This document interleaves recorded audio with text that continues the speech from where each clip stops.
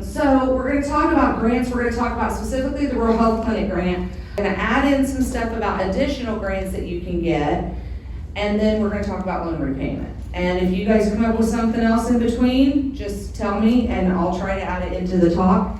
A little bit about me: I wrote my first grant at age 19. I was hired by USDA Rural Development because my town was named one of the 3 worst towns in the whole entire country in rural America. And USDA said, we're going to put money in these 3 towns that have forward-thinking leaders, and we're going to improve these towns. And one part of that is that they hired interns, and I got to be my hometown intern. And it was an amazing experience because, of course, USDA Rural Development gives a lot of grants. And they also were paying me to work in my hometown, and I got to write the first grant. The first grant was because I came home from college, and I know I'm dating myself. It was 2000. And I came home from college and I was appalled that first summer in 2000 that there was no access to the internet for me. So very upset. And I thought, how is everybody going to get information? Because I had been to college and I had the internet. My eyes were open. What are we going to do? And so I wrote to this person called Bill Gates, or the Gates Foundation, to get internet at my local libraries and computers and equipment. But I got my first grant, got all the internet, got all the computer equipment. And then I came back that fall break to use those great computers and the great internet. And what happened? It wasn't what I thought. I thought I'd be waiting in line behind people like me or the younger kids. Instead, I was waiting behind most of my grandparents' friends to access the internet because they had heard about this great thing called the World Wide Web, and they wanted to see what it was about. And so ever since then, I've been addicted to grants. I've worked in grants now for 22 years, typically on the writing side. And again, when you get your first grant from the Gates Foundation, you keep going. I did do this workshop once, and people wrote me a week later and said, it was online, they said, did you make that up? Because that's a good story. Did you make that up, or did you actually get that grant? I just want you to know, I actually did get the grant. My mom is looking through photos because we have pictures at the library where the Computer Foundation was, but she's working on that. That's her winter project. She's gonna find those pictures so I can prove to you that we got that. So now I'm addicted. I keep doing this because I wanna make a difference. I tell everybody, healthcare, I care about it. I ran rural health clinics, I ran FQHCs in my home area in West Central Indiana, straight south of Chicago. And I want other people to have access to care. Mayo Clinic saved my life due to Crohn's disease, and until my kids can get Mayo Clinic quality care in Cayuga, Indiana, I'm gonna keep at this. And I will keep at it and keep at it. And until my kids can get Mayo quality care without showing proof of income and their ability to pay that bill, I'm gonna keep at it too, right? Because we all need equal access to care. So that's why I do what I do. I started my business in 2014. We just hit over $100 million. I think we're now at 104. And before that, when I worked at Valley Professionals Community Health Center and at the Indiana Department of Health as the State Office of Rural Health Director, we had somebody with some rural health here in Tennessee. I achieved over $25 million in grants. Goals for today: get your grant managed, make sure you're closed out, give you some ideas for future grants, talk loan repayment.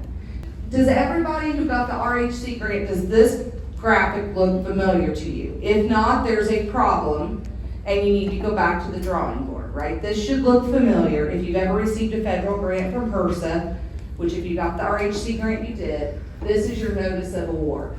It's a bad graphic, I get that, but it blurs out all the important information. This is your contract with the government. Make sure you've read it. This is not, you don't just read page 1, you just read page 1 of a book, you read all of it and make sure you've done everything, because there were different rules for different people.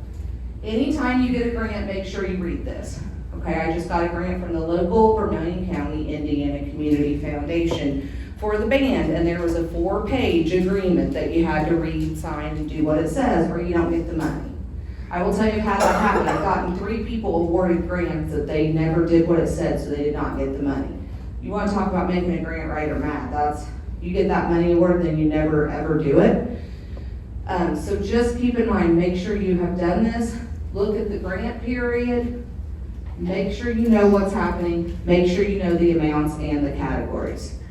If you ever want to go after another federal grant, or if you still have money left in your grant, you can move up to 25% from one category to another without asking.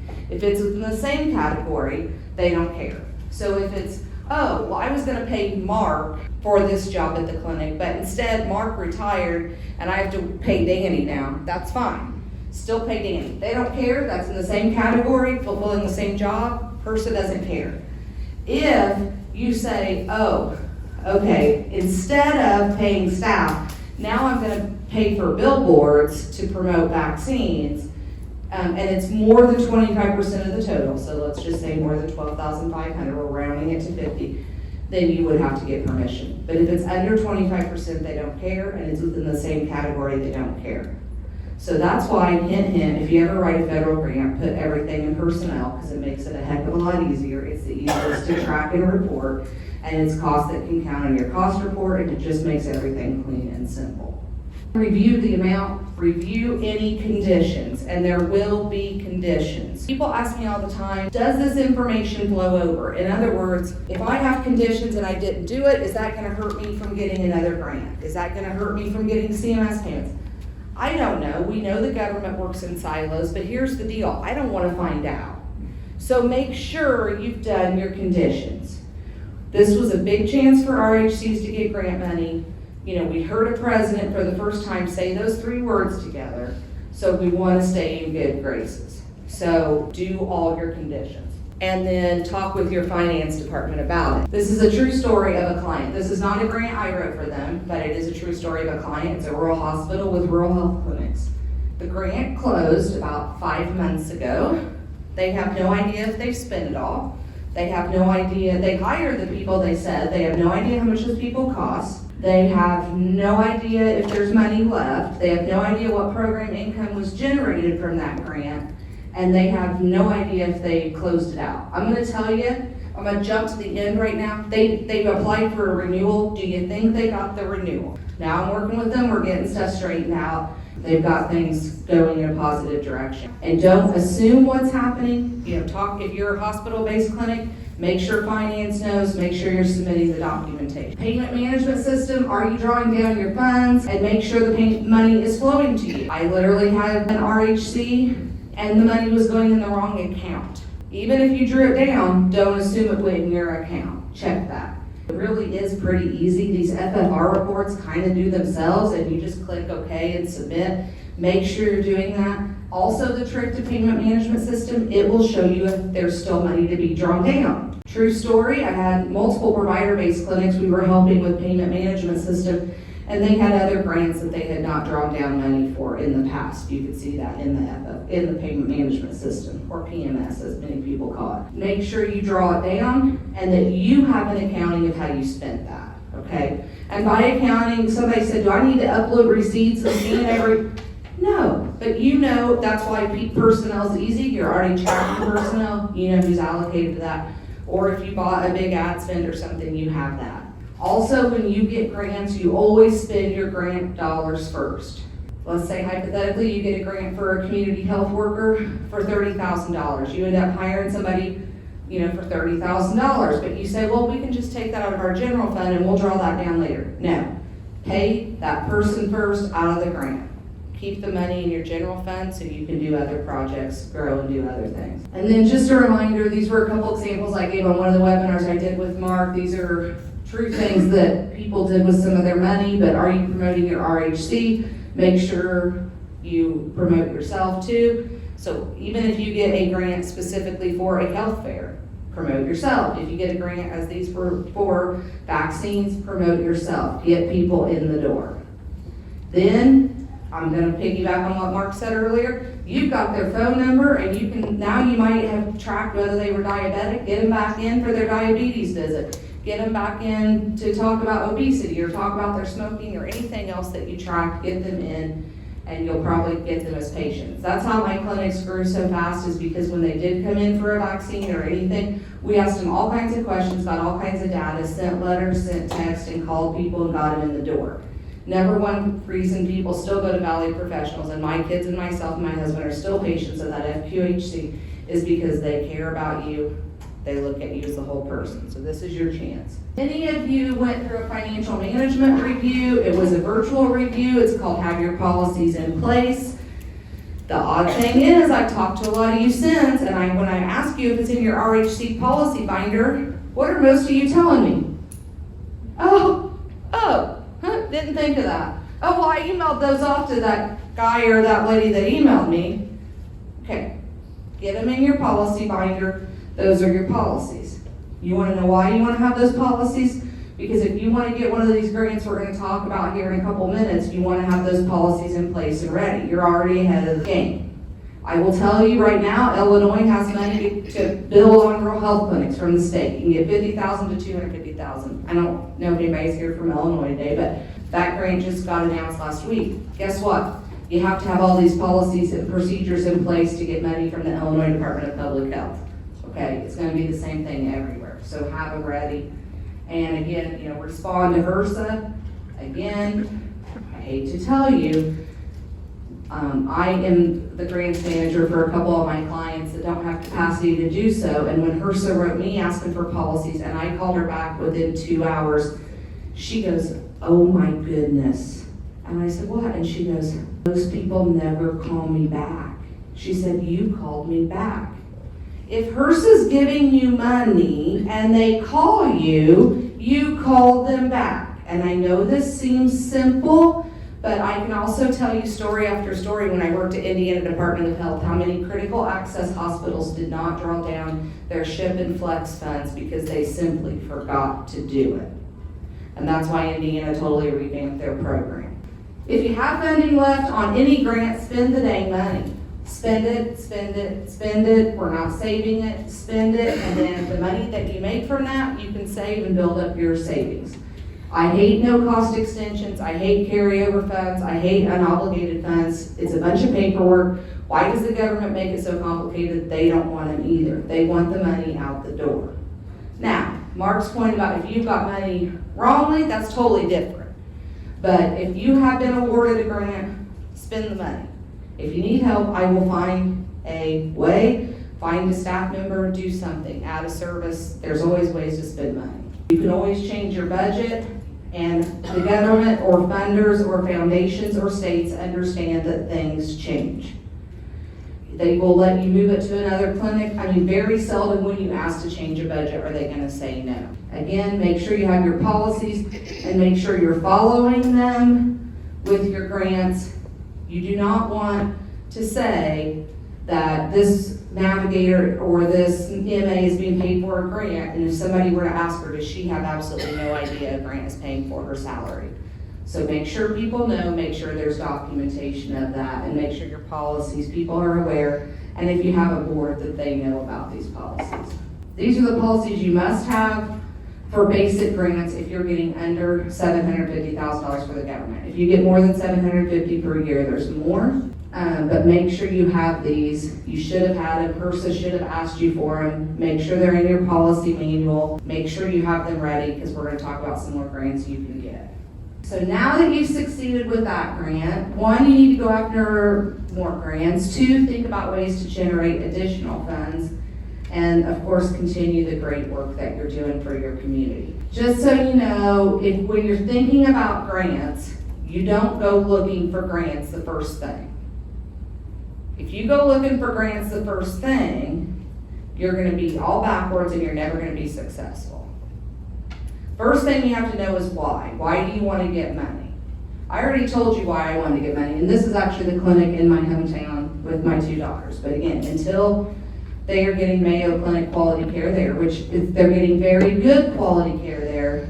As a side note, in my town of 1,000 people, there's 2 part-time doctors, 3 nurse practitioners, 2 part-time chiropractors, a full-time dentist when they can keep one. They struggle to recruit one there, and about 5 therapists there all the time. Plus, there's a full-time nurse practitioner and 3 therapists at my kids' school, which is 1A, extremely small. Don't tell me there's not patients to serve. Okay, and when I started out there, it was a nurse practitioner and an MA. That was it. And they said they couldn't be busy enough. Like, when you build the right services, when you treat people right, they will come. So, again, why do you want money? Know that. Why are you a good investment? I got my policies and procedures in place. You've already managed your first federal grant. You've managed provider relief funds. You might have got some state money too. Man, you guys are building your resume as a clinic, right? You've been there, done that. Plus the many years of service that you've had. Why is there a need for this? Always know that. What makes your community special, and I do go more into detail when I teach more detailed grant writing courses and things like that. This is just kind of a quick overview. And then why will your idea solve the problem that you're trying to fix? Here's some ideas for money. Here's your takeaways. I hope everybody gets one thing that they can take away that's worthwhile. That's why I drove yesterday to Jackson, Tennessee for you guys. And if you do apply for one of these and get one, please take the 2 minutes to email me. It would like make my whole life, I promise. I had somebody the other day who said they took one of my courses, watched a pre-recorded grant course, and they had applied for their first grant. Like, I'm still on a high, and that was 4 weeks ago. That was like before Arizona. I was talking about it in Arizona. I'm still talking about it 2 weeks later. First of all, quit thinking and only looking for healthcare grants. You guys are small businesses. You're small economic drivers in your community, right? Here are places that you should be going to immediately. USDA Rural Development still has money and can't give it all out. So I understand they only help nonprofits, but they do have small business loans for for-profits, and I've had a couple clinics take advantage of that. Your small business association, small business development centers are doing workshops. I just saw one happening in my town tomorrow. I would probably go to it. What do they have to offer? You never know. Also, a lot of federal dollars went to county economic development organizations and county chambers of commerce that have forgivable loans available for places. Your community foundations, local universities, hospitals, state commerce departments and labor departments, hospital foundations oftentimes will let you apply too. I'm going to tell you the opportunities are endless. But again, instead of looking just for healthcare grants, look for small business grants, especially if you're a for-profit RHC. Here's some more ideas. Where are you going to look for grants? Of course, go to grants.gov. It will overwhelm you. Expect it to overwhelm you. The only thing I can say is when I go in, I type in HRSA right off the bat, I type in SAMHSA right off the bat, I type in health right off the bat and start narrowing it down. If you're not getting the Rural Health Information Hub, sign up. It's free, USDA.gov. USDA sends out a lot of notices and they are getting involved in behavioral health. Be on top of that. Your state's website, be on your state public health department. Many of them got so much money from the CDC that they have to spend here within like the next year. Henceforth, why Illinois has an open grant right now. Indiana has an open grant opportunity right now. California has open grant opportunities right now at the state level. I believe Louisiana or Mississippi one also have them. And those are just the ones that I know of off the top of my head. In other words, things that probably my consulting business is working on. That's why I know them off the top of my head. A lot of times people assume for-profit RHCs can't get those. Wrong. We wrote them for a bunch of for-profit RHCs at the state level. They're getting all kinds of grant money. They said in the past we thought we couldn't. That's a wrong assumption. You can. And then there is instrumental. Yes, that's how it's spelled, that you can sign on in free 2 weeks. It'll tell you grants you can get, Grant Station and others. If you have a local community foundation of some kind, they oftentimes have memberships, websites, and things like that you can search grants. If there's an MPH student in your area, tell them you have an awesome internship and send them to hunt for grants. I mean, I'm not kidding. Like, I should say, yes, I do it, but I will tell you they do an amazing job. I do send out a newsletter. It has grants every single month that are specifically for clinics. So if you want to join that, and we do have additional webinars about grant writing. You do have a grant writing course. What is that like? So people are interested in that. Yeah, and I'm going to be doing that more. So, and there are other people that do them. I took one, I will tell you, and it really helped me. If you do take a course, take one that people work with you on a proposal. So if you take mine, we will work on a proposal with you. So in the end, you want something you can submit. 23, so if you are interested in that or have anybody in your organization that would be interested in that, that's great. We have some webinars too, just recordings of things that we've done on grants, and glad to share that.